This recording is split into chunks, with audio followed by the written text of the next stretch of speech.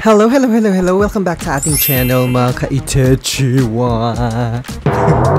In today's video, babalikan natin. Ano na ba ang update kay Maya Personal Loan? Nakaka-lurky. So, ang dami nagtatanong sa inyo kung nakapag-avail na ba ako ng Maya Personal Loan. Ang sagot ko dyan, nakakaloka. Well, aalamin natin kung po pwede na ba tayong mag-apply sa Maya Personal Loan kasi ilang beses na akong nag-apply. Pero nakaka-lurky, sabi nila August, magiging available na siya. So parang patikim lang ba Itechi? Nakaka-lurky. Alamin natin ang mga kaganapan sa Maya Personal Loan. So sabik na rin na Kira na mag-apply ng Maya Personal kasi kailangan ko ng kaperahan, hindi ba? At saka talagang inaabangan ko yung Maya Personal Loan na yan. So, sa mga nagtatanong po kung bakit hindi pa rin makapag-proceed sa Maya Personal Loan, kasi nga, as I've discussed sa previous video natin na naka-early access, early bird access pa rin ang Maya Personal Loan na feature. Bakit kaya? Medyo natatagalan. Ilang days na kaya? August na te. So, anong nangyari Maya Personal Loan? Ayaw magpa-loan te? So, ayun na nga. At saka napansin ko dun sa app mismo, sa personal loan na app. Though, meron akong offer doon. Meron na siyang button na apply now. May feature na yun. Available na. Pero pag ina-applyan ko siya, fini-fill outan ko lang naman yung...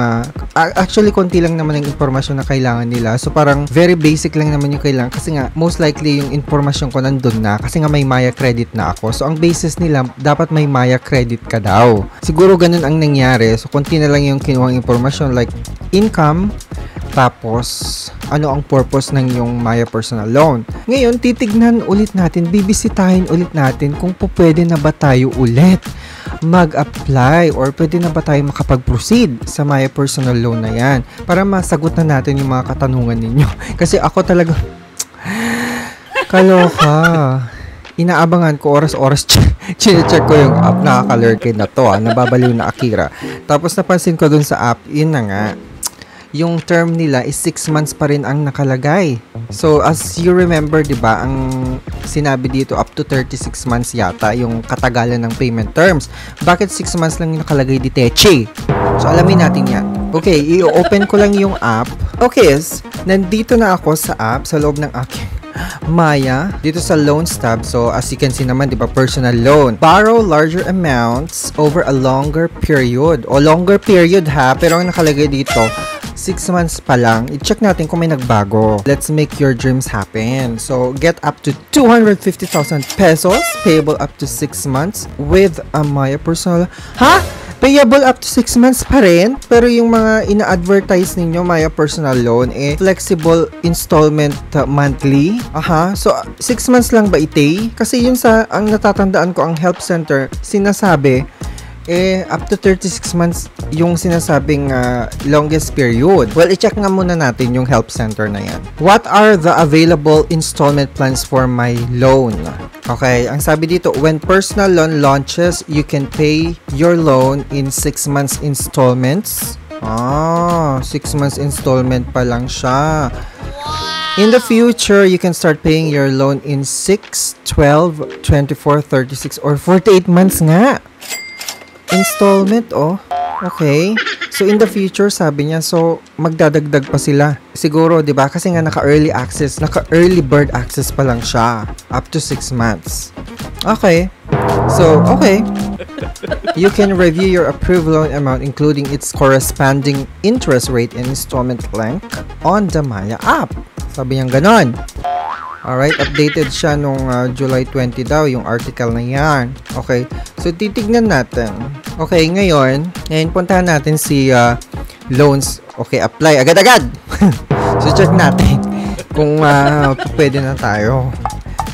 Kasi wala pa akong nababalitaan na may na-approve na sa personal. I'm not sure sa mga talagang maswerteng binigyan ng early access. Ang sabi dito, get up to 250,000 pesos in an instant. Talaga mabilisan. Pay with easy monthly installments up to 6 months. 6 months pa nga lang siya. Enjoy a monthly add-on rate of as low as 0.83%. Effective interest rate of 1.40% per month. So, yun yung EIR at saka yung add-on rate. So, paano yung monthly rate talaga? Yung monthly interest rate? Maya Personal Loan. Wala nakalagay dito na kung magkano yung fixed na monthly interest rate. 'Di ba? Baka naman ilagay nyo din dito. Okay, continue lang tayo. Okay, basahin nyo yung data privacy na yan and then continue. Okay. So, eto na. So, from 15,000, we can loan up to 250,000 nga. So, di ba? Grabe, 6 months, tapos maglo-loan ka ng 250,000, tapos ang monthly mo, 43,700. Di ba? Ano yan? Bigat sa bulsa, kaloka. So, sa mga gustong jumutang sa Maya Personal Loan, disclaimer lang. Be a responsible jutangero. Wag basta-basta click lang dyan. Mag-isip muna kayo bago kayo jumutang. Hindi basta-basta pera ito ang pinag-uusapan natin. Future natin. Charis.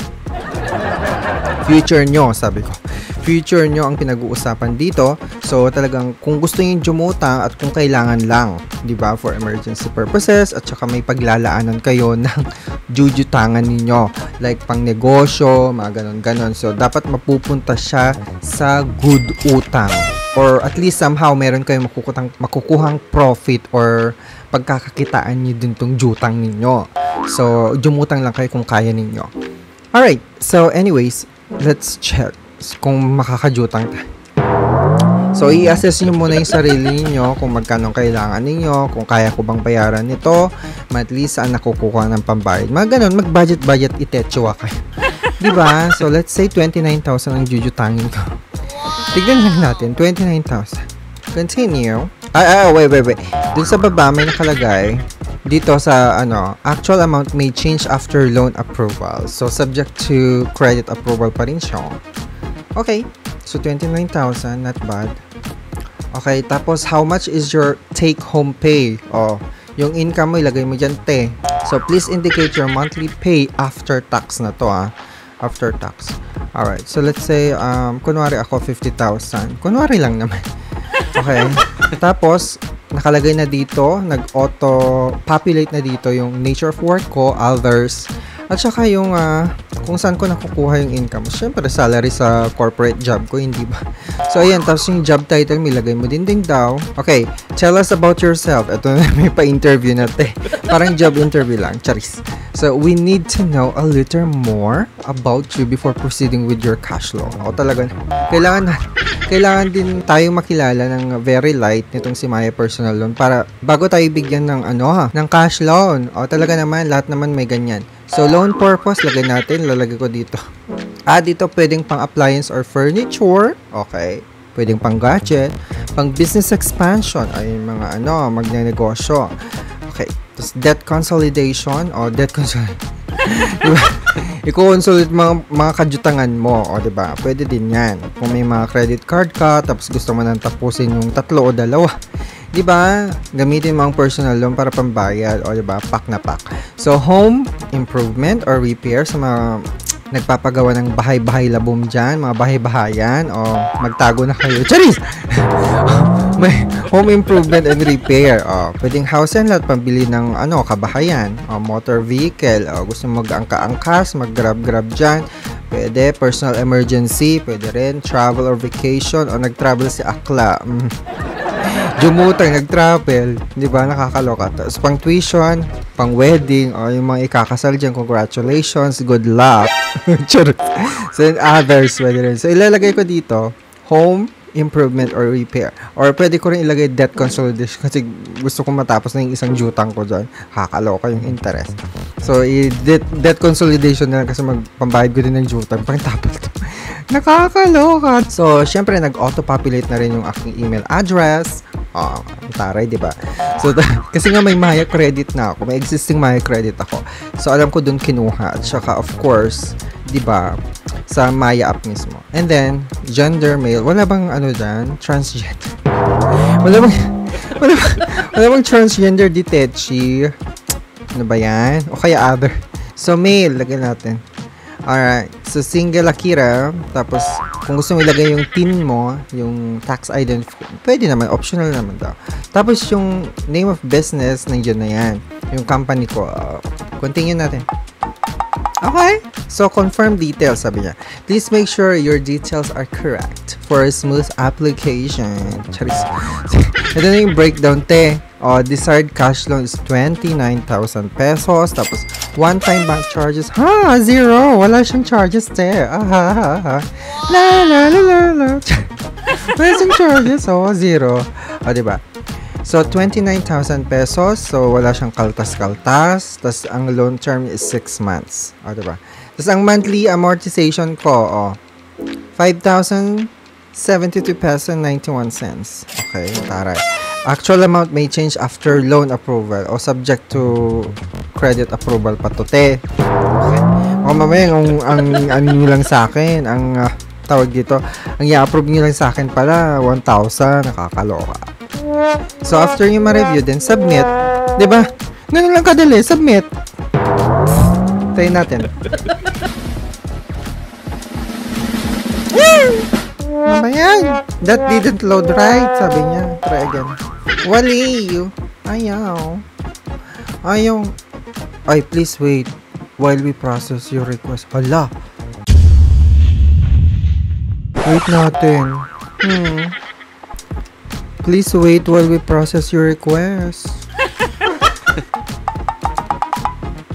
Wait natin. Ang tagal. Kalokat, tapos ko. Wala na si Ren. Wala, ang tagal. Please wait pa lang. May pag-asa pa ba? Maya personal loan? Ano ba? Paano to? That didn't load right. Anong ibig sabihin? Charis. Try nga natin mag-relogin. Ito na naman yung relogin Baka mamaya puro maintenance na naman itechi. Ay, nakakaloka. Okay, balikan natin yung loans. Ayan. Okay. Ay, nako. Apply now. Ulit. Try ko nga ulit. Kaloka. Continue. No. Ayun na nga. Trinay ko ulit. Looks like you're not yet eligible for personal loans. Kaloka. Improve your credit rating by buying from shopping, bills, and paying with QR or your Maya card daw at partner merchants. Kaloka. So, tawagan nga natin yung tawagan natin yung customer service na gising pa kaya. Okay, I'm gonna call them. I'm Liza Silverado, and I've leveled up to the #1 digital banking app. Earn up to 10% interest every day in a BSP licensed bank that does everything. It's my money, my bank, my way. Maya, it's everything and a bank. Before we continue, a quick advisory. We're running some important updates to Maya's services. For now, most transactions will be unavailable. In the meantime, we'll keep your money safe as always. We'll update you once we're back. Thank you. For Maya's wallet services, such as cash in. Before we connect you to a representative, please remember to keep your information secure. Our official representatives will never ask for your Maya account password or your one-time PIN for any transaction. Thank you for calling Maya Bank Hotline. This is Trey. How may I assist you? Yes, hello. Yes, good morning. Ma'am. Ano po yung pangalan po? Yeah, my name is Mark. O, diba? Ang taray. Sorry po, Sir Mark. Ano po yung mobile number? My mobile number is 091. Ulitin ko po, Sir Mark, 0917. That is correct. Sige po, Sir. Ano po yung mobile Sir, napatawag kayo sa hotline? Yeah, I would like to ask regarding the Maya personal loan. Kasi meron na dun sa app ko, actually, dun sa account ko. Pero, pag nag-apply now ako, hindi siya nagpo-proceed. Bakit ganon? Ba't not eligible siya? Ba't ganon? Di ba sabi nyo August na maglo-launch yung Maya personal loan? Pag nag-try naman kami, ayaw naman. Sige, Sir. Pasensya na po talaga about that, Sir. No? And by the way, I'm sorry. I'm sorry to cut you. This call is being recorded din ha. Nire-record ko yung conversation. Hindi sila nakakapa. Hindi pa sila nakakapag-apply. May offer na sila pero yun nga, hindi nagpo-proceed. Papaano yun? Sige, Sir. Pasensya na po about yan, Sir Mark. For this one, Sir Mark, Need natin na-verify yung account niyo po, sir. Pull up muna natin yung account, sir, ha? Then check ko po muna, sir. So, Sir Mark, thank you for answering your information. Pull up ko muna yung account, sir, ha? Check ko dito, sir, kung eligible po kayo dito, sir. And then, Sige. more than 6 months naman po itong account niyo po, sir, no? Yes, actually more than may Maya credit din ako. So, Sir Mark, for this one, Sir Mark, no, since about po sa may personal loan po namin, sir, system generated po kasi siya, sir. So, depende po sa system kung pwede makakailangan kayo na maabilan ng personal loans po. So, dapat fill upan niyo po muna yung information na needed po, sir. Pagkatapos po, sir, pag nasubmit niyo po, doon niyo na po malalaman kung qualified po ba kayo na mag-loan po, sir. Pero as you mentioned po, sir, hindi kayo makaka-proceed. So for that one, hindi pa kayo qualified as of now po, sir. And system generated po kasi siya, sir. Sa personal loan. No. Wala din po kami access po kung paano po ma-check yung sa line niyo po dyan sa personal loan. Okay. So kahit may offer na nakalagay doon, hindi Yes, pa sir. rin Lahat siya. po, sir, may offer po na nakalagay, sir. And then, kailangan mag-fill up po lahat. And then, doon po siya kapag tapos na po yung mag-fill up, doon po malalaman kung eligible po ba kayo or hindi po. Makakatanggap din ba ng text if eligible or sa app lang mismo? So, for that one, sir, sa apps lang po talaga siya, sir. Dapat mag-fill up lang po kayo. Wala pa po kasing notification about dito kung may matatanggap kayong notification po. Same lang po kasi sila sa Maya Credit po, sir. Pero may na-approve na ba? For this one, sir, limited lang po yung access namin about dito, sir. Hindi namin ma-check yung kabuuan po, sir, na nakapag-loan ito, sir. So, okay lang. For this one, malalaman lang namin yun, sir, kapag tumatawag yung subscribers namin dito sa hotline po, sir. Okay. So how about this, yung sa loan term niya, kasi nakalagay 6 months yung pero ang ina-advertise is parang up to 48 months yung Maya personal loan. Pero ngayon, 6 months lang nakalagay. So is that true? Can you confirm? Sige, sir. A moment lang, sir. Available tenors po niya, sir, is 6 months, 12 months, 24, 36, 48 months po, sir. Pero yung makikita niyo po muna sa application po is 6 months po yung pinaka-minimum niya, sir. Okay. Pwede pa magbago yon? Yes po, sir. Okay. And as of now po, sir, just continue using Maya Credit lang po, sir, Maya Savings, or Maya Wallet po, sir. We're hoping po, sir, na as soon as possible, ma-offeran kayo kagad ng Maya personal loan po, sir. Okay. Yes. Ganun din nangyayari kasi sa Maya Credit ko. Binabayaran ko siya on time. Maganda naman yung record ko actually. Maganda yung cash flow ng Maya account ko. So, ayun. Yun lang naman. Thank you anyways. Yes, sir. You're welcome then po, Sir Mark. Okay. So, since we're all set, Sir Mark, no, reminder lang po, sir, na never share your OTP and password para maiwasan po yung scams at fraudulent activities po. True. And then, pwede mo sila ma-invite sa isang may clean survey, Sir Mark, para ma-rate your experience online. Okay. No problem. Go ahead. Sige po, sir. 3 seconds, Sir Mark, and then transfer na kita, sir. Thank you for taking your time to call Maya Bank. Once again, this is Trey. Have a nice day po. Okay. Thank you. You're welcome po, sir. Transfer kita survey, sir, ha? Oo. Wait lang. Hello.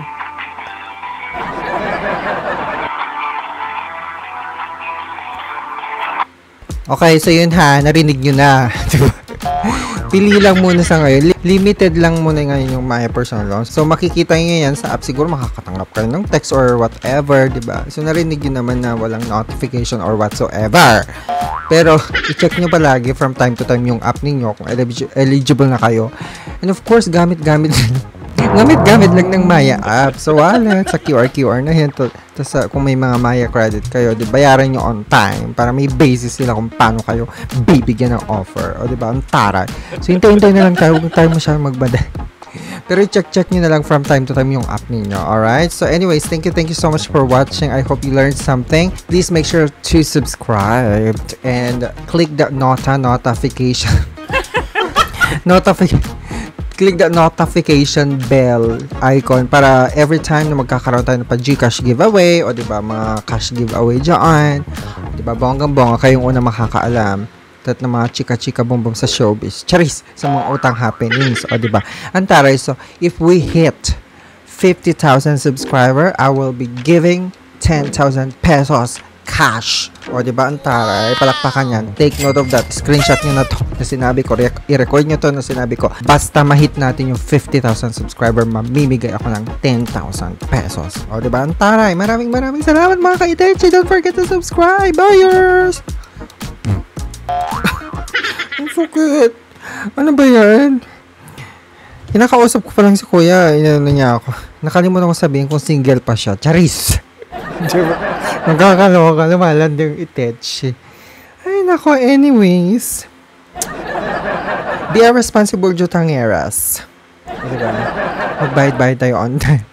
Kasi diba, hindi basta-basta tong utang-utang na to. Tuto tayo mag-ipon din.